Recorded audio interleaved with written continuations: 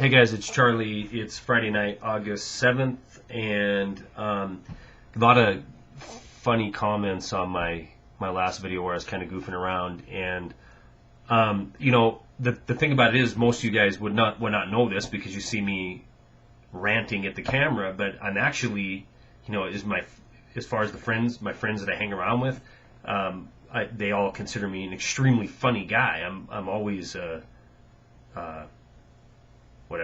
the funny guy. But you don't see that side of me very often because, there we go. Or because I'm not on here talking, comedy. I'm on here talking death-defying matters of national demise. Okay, that's corny. Death-defying matters of national demise. Dang it. At any rate, I've had a lot of comments that these protesters are making themselves out to look like fringe lunatics and they're hurting their own cause. Well, I want to answer that. And first of all, let me say I'm not being negative towards your comments because, yes, they are. You're right. They do look that way. But I want to kind of defend them, and I want to explain why this needs to happen. First of all, one of the main reasons is when you have the media covering this, they obviously are slanted towards making these protesters look ridiculous. Now that's happened all the way back to the Tea Parties when everybody remembers the famous CNN interview, the lady shoving that microphone in that guy's face and then basically telling him that he was mentally ill because he didn't, don't you realize you're getting a tax break, this, that, and the other, arguing with him. She asks him why he's there, and then she wants to slam him. Now, this is a reporter, okay? Now, I didn't go to journalism school, but I do understand, but I play one on YouTube. What? No. But I understand that, there's impartiality that is supposed to happen during reporting. Now, if you're a commentator, and you're paid to be a commentator, then anything goes. You say whatever the hell you want and take whatever opinion you want. And then, that's the main difference. But this reporter on the street, she's out to destroy this Republican, Democrat, Independent, whatever he was. Now, I personally take offense that, the media automatically assumes that everybody who's out there is a Republican. I personally know for a fact in Montana, at the two Tea Parties that I've attended, and the people that I talk to, which is a number in the protest circle, there's an equal number of Democrats as there is Republicans. Most of them have changed their moniker to independent. So, whatever. That's not going to change. I mean, that's just, they're going to get portrayed as nutty Republicans. So, but even so, even if the reporting was fair, you put 200 senior citizens marching with signs yelling, they're going to look ridiculous. But let me explain why they're this way, and maybe this will make sense, maybe it won't.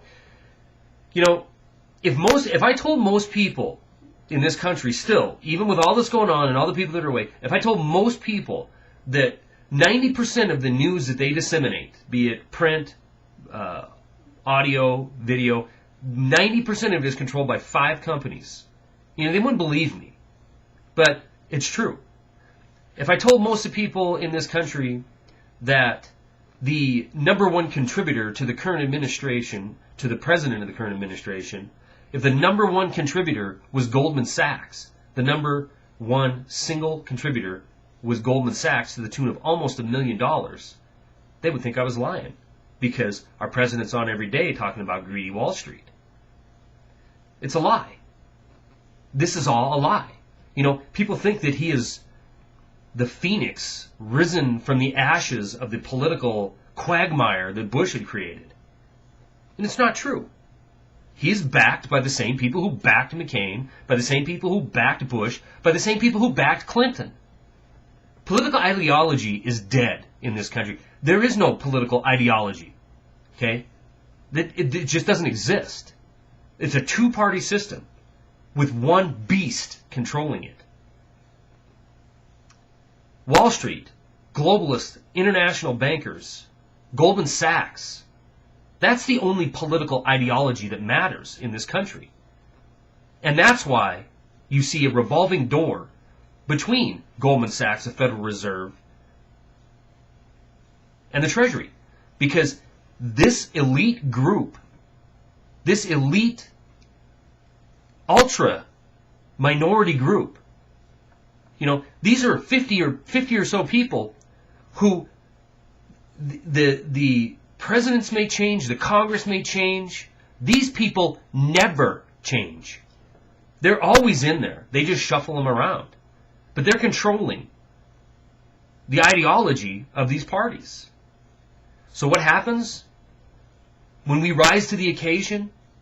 When we protest in the, quote, civilized manner, by making phone calls, by sending emails, it's to no avail. 1,000 to 1, and yet they still ram it through?